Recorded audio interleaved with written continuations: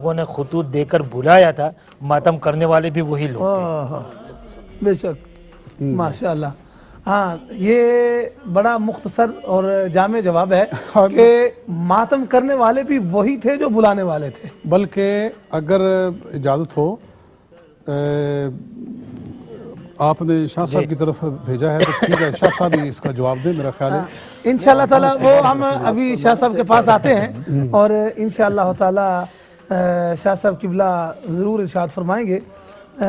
ابھی میں چونکہ باری ہے جناب قاری عبدالرؤف صاحب کی، تو آپ کی خدمت میں یہ عرض کروں گا کہ خادم حسین صاحب نے مانچسٹر سے سوال کیا تھا کہ حضرت سیدنا امام حسین علیہ السلام آپ جب مدینہ طیبہ سے مکہ پاک کی طرف جا رہے تھے، تشریف لے جا رہے تھے، اور اس وقت صحابہ سے اور جن میں حضرت عبداللہ ابن عباس کا انہوں نے نام لیا اور دوسرے صحابہ کا، ان کے ساتھ بات ہوئی تو وہ کیوں وہاں رہے؟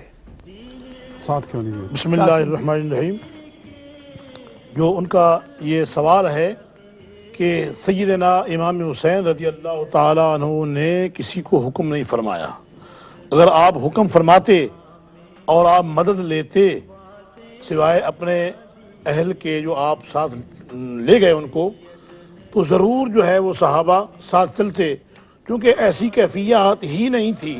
آپ تو اس ارادے سے تشریف لے جا رہے تھے کہ کیونکہ بیعت کے لیے مجبور کیا جا رہا ہے، میری وجہ سے مدینہ الرسول میں کوئی خون خرابہ نہ ہو، نقصان نہ ہو، تو اس لیے میں بقیہ جو وقت ہے میں مکہ پاک میں جا کر جو ہے وہ میں گزاروں گا، وہاں امن ہے، جو امن کا شہر ہے اور مکہ پاک ہے، وہاں جاؤں گا۔ اگر آپ حکم فرماتے تو یقیناً ایک عبداللہ ابن عباس نہیں بلکہ ہزاروں لوگ جو ہے آپ کے ساتھ چل پڑتے، بے شک۔ تو یہ آپ نے حکم فرمایا ہی نہیں، تو اس لیے کہ چونکہ یہ مخفی رکھا، اور پھر جو طریقہ کار تھا ان کا بیعت لینے کا یا جو کچھ بھی، وہ چونکہ ایسا تھا کہ حضرت امام حسین رضی اللہ تعالیٰ عنہ یہ چاہتے تھے کہ اگر اس چیز کو واہ ویلا اور کیا جائے گا اور اسی طرح یہ گروہ بندی ہوگی اور اس کے ساتھ جو ہے وہ مدینہ الرسول میں خون ریزی ہوگی۔ ماشاءاللہ ماشاءاللہ، قاری عبدالرؤف صاحب بڑے خوبصورت انداز میں جواب دے رہے تھے۔ ابھی ہمارے ساتھ ہماری ایک بہن ہے ارم لندن سے، ان کو پروگرام میں شامل کرتے ہیں۔ السلام علیکم ورحمۃ اللہ وبرکاتہ۔ السلام علیکم۔ وعلیکم السلام ورحمۃ اللہ۔ میری طرف سے تمام علماء کرام کو اور آپ کو السلام علیکم۔ بہت شکریہ۔ جی، میرا سوال یہ ہے کہ حضرت عائشہ رضی اللہ تعالیٰ عنہ اور حضرت علی کرم اللہ وجہ کے درمیان میں جو جنگ ہوئی تھی اس کے ریزنز کیا تھے؟ اکثر اہل تشیع انشاءاللہ تعالی ارم بہن، مسئلہ یہ ہے کہ میں نے بار بار یہ عرض کیا ہے آج کے موضوع سے ریلیٹڈ سوالات جو ہیں وہ آپ پیش کریں۔ اچھا جی، تو اگر یہ آپ نے سوال کرنا ہے تو آخری جو 2 دن ہوں گے ہمارے، جی جی، ان دنوں میں آپ سوال کریں۔ انشاءاللہ منگل اور بدھ کے وہ آخری 2 دن بنتے ہیں، ان میں انشاءاللہ تعالی ان پہ روشنی ڈالی جائے آپ کی لائنیں ماشاءاللہ کافی بزی ہوتی ہیں، تو یہ سوال ذہن میں رکھیے گا، میں کوشش کروں گی کہ دوبارہ کنٹینیو کریں۔ انشاءاللہ۔ بہت شکریہ، بڑی السلام مہربانی۔ علیکم ورحمۃ اللہ۔ وعلیکم السلام۔ ماشاءاللہ قاری صاحب قبلہ، قاری عبدالرؤف صاحب ابھی روشنی ڈال رہے تھے، تو انشاءاللہ تعالی ابھی میں واپس آؤں گا آپ کے پاس، لیکن اس سے پہلے شاہ صاحب کے پاس بھی جانا ہے آپ نے، لیکن یہ سوال آپ کے لیے بھی میں چونکہ آگے 2 بار یہ سوال آیا ہے، آپ کے پاس بھی میں لے کے آؤں گا۔ اور ناظرین، ابھی ہم حضرت قبلہ شاہ صاحب کی خدمت میں جائیں گے، اور وہ جو کہ سوال حضرت ام کلثوم، جی جی، حضرت علی کی بیٹی جن کا نکاح حضرت عمر سے ہوا، جس کے متعلق کچھ لوگ کہتے ہیں کہ وہ حضرت علی کی بیٹی نہیں تھی، جی جی، آپ ذرا یہ اس پہ روشنی ڈالیں۔ بسم اللہ الرحمن الرحیم۔ میں نے جیسا کہ پہلے بھی شاہ صاحب قبلہ میں نے پہلے عرض کیا تھا کہ چونکہ یہ ایک سکالر نے اسی ٹی وی پہ یہ بات کہی تھی، تو میں بجائے شیعہ حضرات کتابوں کے حوالہ دینے سے اہل سنت و جماعت کی کتابوں سے پہلے یہ بات عرض کرنا چاہتا ہوں کہ حضرت ام کلثوم بنت حضرت علی کے عنوان سے کس کس کتاب میں اس واقعہ کا ذکر اہل سنت کی کتابوں میں موجود ہے صحیح. کہ ان کا نکاح ہوا، بلکہ ان کی اولاد بھی ہوئی، ان سے حضرت عمر فاروق رضی اللہ تعالیٰ عنہ کا بیٹا بھی ہوا، حضرت ام کلثوم بنت حضرت علی المرضی شیر خدا بنت حضرت سیدہ فاطمہ الزہرا رضی اللہ تعالیٰ عنہا آپ سے.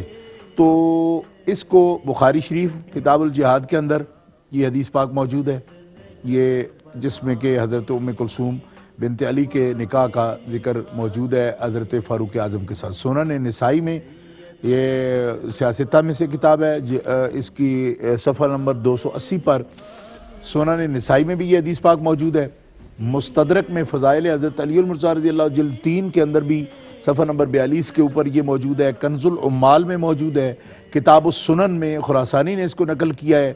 اچھا، الاصابہ فی تمییز الصحابہ میں یہ موجود ہے. الاستیعاب جو ہمارے ان دوستوں کی بڑی پسندیدہ کتاب ہے، ہر وقت اس کا رٹا کرتے رہتے ہیں. الاستیعاب کے اندر بھی طبع مصر کے اندر یہ الاستیعاب میں علامہ ابن عبد البر نے بھی اس کو نقل کیا ہے. تاریخ طبری کی جلد نمبر 3 کے اندر بھی یہ موجود ہے صفحہ نمبر 237 پر. اسد الغابہ میں بھی یہ موجود ہے صفحہ نمبر 117 پر. کتاب الثقات کے اندر بھی موجود ہے. البدایہ والنہایہ میں بھی موجود ہے. مدارج النبوت میں فارسی جو کتاب ہے اس کا اصل حوالہ جلد نمبر 2 788 صفحہ اس کا فارسی جو اصل نسخہ ہے اس کے اندر بھی حضرت شیخ محقق عبداللہ محدث دہلوی رحمۃ اللہ علیہ نے بھی اس کو نقل کیا. اور یعنی یہ احادیث مبارکہ کی کتابیں بخاری، نسائی شریف، مستدرک شریف، کنز العمال ان میں موجود ہے. اور پھر یہ جو الاستیعاب بھی اور جو کتابیں سیرت کی ہیں، تاریخ کی ہیں، ان کے اندر بھی موجود ہے. اچھا، اور شیخ محقق نے بھی اس کو مدارج النبوہ میں نقل کیا ہے. اور آخری حوالہ میں تحقیق الحق فی کلمت الحق فارسی حضرت پیر میر علی شاہ گوڑوی رحمۃ اللہ علیہ نے بھی صفحہ نمبر 152 پر جو ہے تحقیق الحق فی کلمت الحق میں حضرت ام کلثوم بنت علی بنت حضرت سیدہ فاطمہ الزہرا کے نکاح کا پورا حال جو ہے یہ ان اہل سنت و جماعت کی کتابوں میں موجود ہے تفصیل کے ساتھ. جو لوگ بھی دیکھنا چاہیں یہ حوالہ جات جو ہیں اس کو نوٹ کر لیں. کتاب السنن میں ہے، المستدرک میں ہے، کنز العمال میں ہے، سنن نسائی میں ہے، صحیح بخاری شریف میں ہے، الاصابہ فی تمییز الصحابہ میں ہے، الاستیعاب میں ہے، تاریخ طبری میں ہے، اسد الغابہ میں ہے، کتاب الثقات میں ہے، البدایہ والنہایہ میں ہے، مدارج النبوت میں ہے، تحقیق الحق فی کلمت الحق میں ہے. یہ تمام حضرات ہر اعتبار سے بخاری شریف، نسائی شریف، مستدرک شریف، کنز العمال شریف ہر دور کے محدثین، یعنی امام بخاری سے لے کے کنز العمال جب آئے تو یہ تو 10ویں صدی ہجری کتاب ہے نا. تو مطلب یہ ہے کہ 10 صدیوں تک تمام نے، اور 10 صدیوں کے بعد بھی 11ویں میں حضرت شیخ محقق عبداللہ محدث دہلوی رحمۃ اللہ علیہ ہر دور کے علماء نے، اصحاب سیرت نے، اصحاب تاریخ نے، اصحاب احادیث نے ان چیزوں کو بیان کیا. اب شیعہ حضرات کتابوں میں دیکھیے حضرت اس سے پہلے ہمارے ساتھ کالر ہے وہاب صاحب سرے سے ہمارے ساتھ ہیں، ان کو پروگرام میں شامل کرتے ہیں.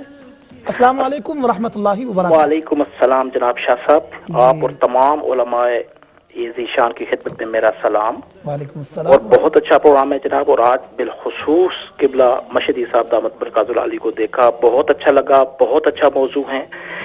صرف ایک مختصر سی چند اشعار میں مشہدی تمام علماء اور بالخصوص مشہدی صاحب کی صرف ایک نظر، صرف ایک، اور اس کے بعد ایک منقبت ایک شعر سنانا ہے صرف آج کے موضوع کے حوالے سے. میں آپ کی خدمت میں یہ عرض کروں گا کہ ہمارے پاس ٹائم نہیں ہے. اچھا سنیں، یہ ایک اور نسبت آپ اگر کوئی سوال آج کی نسبت کے حوالے سے کوئی سوال آپ کرنا چاہتے ہیں وہاب صاحب تو آپ سوال کریں پلیز.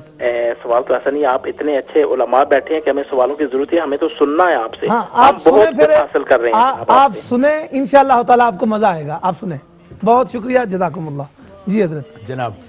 اب آپ کے سامنے شیعہ حضرات جو ہیں وہ اس کی کئی انکار تو نہیں کر سکتے، یعنی ان کے لوگ جو ہیں ان کو اس کی جو ہے نا طاقت اس حوالے کی وہ معلوم ہے، اس کا انکار نہیں کیا. لیکن اور ایج پہ چچر پیچر وہ جناب جنیا کو پیش ہوتی تھی، یہ ہوتا تھا وہ ہوتا تھا، اس قسم کی ہیر پھیر ایچر پیچر، یہ ہے کہ غصب ہو گیا فرج، یہ وہ اس قسم کی وہ لغو باتیں جو ہیں وہ کرتے ہیں مگر انکار نہیں کر سکتے. ٹھیک ہے جی. اس لیے کہ مناظرے کے اندر یا تحقیق کے اندر جو ہے نا انکار کے لیے بھی تو کچھ ایسا مواد ہو نا، دم خم ہو. تو اپنے لوگوں کی تو بہرحال بادشاہیاں ہیں، ہم کیا کر سکتے ہیں. ٹھیک ہے جی. لیکن ان لوگوں کو تو پتہ ہے نا کہ آخر جب تحقیق ہوگی تو پھر کیا ہوگا. اچھا جی. فروع کافی کتاب النکاح میں باب ہے مستقل تزویج ام کلثوم بنت علی کا، پورا باب یعنی صرف روایت نہیں. اچھا اس باب میں تزویج ام کلثوم کا جو باب باندھا ہے